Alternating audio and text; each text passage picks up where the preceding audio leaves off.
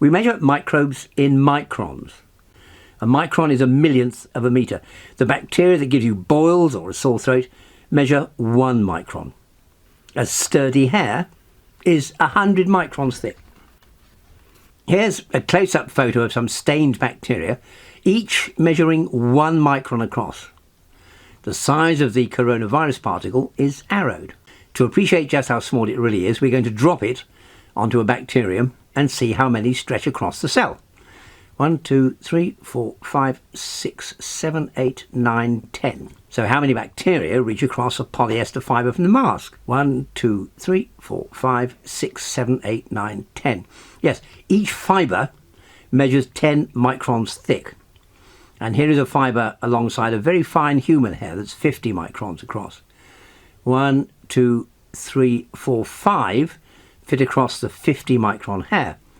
And how many hairs does it take to span a hole in the mask? 1, 2, 3, 4, 5, 6.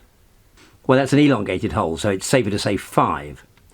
5 times 50 equals 250 microns, a quarter of a millimetre, which is the size of the hole. So we multiply 10 viruses on a bacterium, 10 bacteria on the width of a fibre, times 5 the width of the hair, multiplied by 5, and you can see that it takes a line of 2,500 coronaviruses side by side to reach across a single hole. In the size of a hole in this mask, you could pack 5 million coronaviruses.